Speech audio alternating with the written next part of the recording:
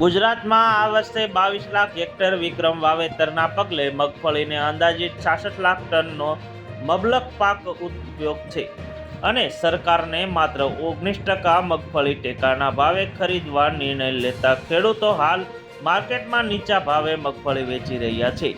મગફળીના ભાવમાં પ્રીમણ આશરે 100 થી 150 જેટલો વધુ ઘટાડો થયો છે, ત્યારે બીજી તરફ તેલ અને રોજ 10 લેખે 4 દિવસ ₹40નો કૃત્રિમ વધારો નફોખોરી માટે વધારી દીધો છે। રાજકોટ યાર્ડમાં 4 દિવસ પહેલા પ્રતિ મગફળીના ₹890 થી 1300ના ભાવમાં ખેડૂતોને મળ્યા હતા। આજે આ ભાવ ઘટીને ₹721 થી મહત્વ 1250 સુધી થયા છે। આમ મગફળી સસ્તી થવા સાથે સિંગ તેલ સસ્તું થવું જોઈએ, તેના બદલે ઉલટું તેમાં 4 દિવસથી દેખીતા પરિબળો વગર ભાવ વધારો ઝીકાઈ રહ્યો છે।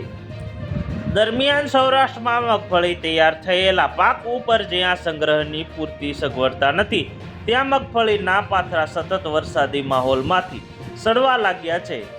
તે ઉપાડવા માટે મજૂરોનો ભાવ પણ વધી ગયો છે અને ડીઝલની મોંઘવારીથી થેસરના ભાડા પણ વધ્યા છે। આ સ્થિતિમાં સરકારે તાકીદારના ધોરણે નિયમો હળવા કરીને કમસે કમ 20 લાખ ટન મગફળીના ટેકાના ભાવે ખરીદવાની જરૂર છે, ત્યારે માત્ર પ્રતિ ખાતેદારમાં માત્ર 70 મણ જેટલી મગફળી ખરીદવાની જાહેરાતથી ખેડૂતો માઠી દશા બેઠી છે।